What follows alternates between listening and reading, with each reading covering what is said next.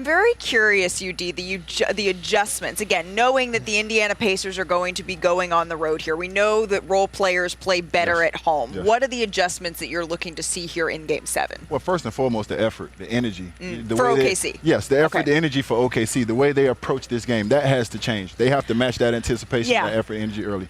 And on defense, I mean, you have to get back to who you are identity-wise. Shrinking those elbows, pulling triggers, making the ball spray, closing out, making those guys make bad decisions. Be chaotic, but make sure you stay and contained with your defense and not just moving around and just gambling. Offensively, do what you do, but other guys have to make shots. They're going to put two to the ball with Shea. Right. When that ball sprays out to guys like Cason Wallace, Aaron Wiggins, Lou Dort, those guys have to make shots just to open it up a little bit for SGA. Can I get your guys' opinion on something?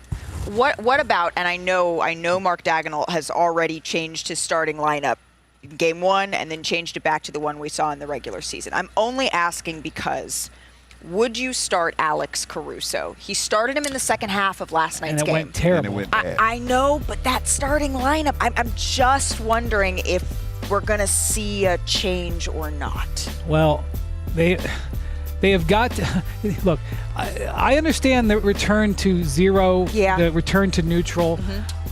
And it's hard for me to fault anything with the Thunder because they were 18-2 after losses, and they probably shouldn't change anything. They, in my view, need to play with some more emotion. This is going to be a Game 7. For many of them, this could end up being the most important game they ever play.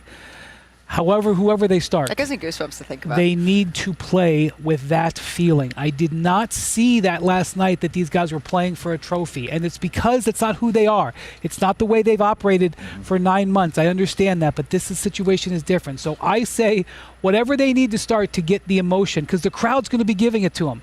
They need to play and channel through that. That's how you win a Game 7 at home. I say you keep the same lineup. Turn your damn TVs off. They played like they was listening to what people was after our show. They played like they was listening to what people were saying on TV the last 2 games. Halliburton's calf is short. Is he going to play? Tricky Ricky, we're going to make another lineup just in case he don't play. I mean, they played like they played into everything, and for the first time, we saw a little bit of immaturity to OKC. So come out and be who you are, man. Play to your identity, and you'll be fine.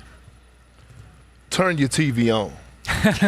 Now you want it on. No. I said it appropriate on. for I said Kendrick. it on when the Pacers were playing bad and they were underrated to use it as fuel. Do the same thing if you're the Thunder, right? But look, here's the thing: if it's an adjustment to be made, what was the number that you brought up? You said that Tyrese Halliburton brought it up how many times? Brought the ball up how many times? I think 9 it was times. 9 times. 9 times. Okay, cool.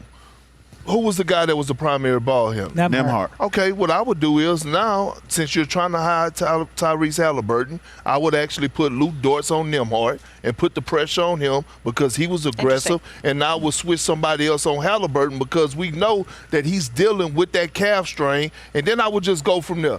I just think this Thunder team, again, you're playing at home. Right. We on this panel shouldn't have to tell you to play with emotions. Right. Yes. That building is going to give you all the energy that you need. If you can't win a Game 7 at the crib or have the type of fight that you need to have to go into your arena, one of the best home courts in the NBA or in sports, and fight and compete at the highest level, then damn it, I don't know what to tell you. They have a 314-point swing at home. They are plus 247 at home. They are minus 67 on the road this season. They have an incredible ability to protect their home court. But before we go to break, I mean, they also, you see the love from the fans, right? You see that emotion, that love from Oklahoma City fans. Oh, Because wow. even after they lost, Wow. this is what it looked like, 2 a.m. at the airport. The loyalty runs deep. That's past my bedtime. They was doing that in 2012, but they got even deeper right now in 2025.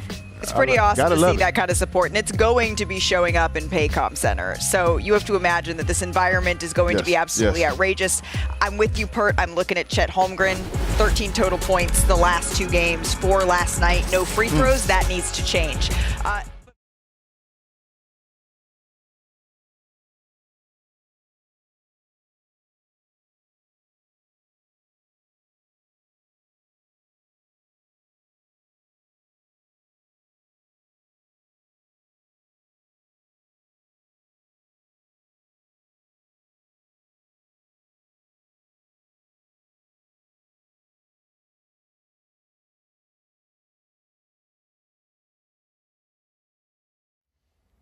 How's it going, everybody? Villa Sports Network here. Just want to thank you guys for your support on the channel. Thank you guys for watching the video. Hope y'all enjoyed it.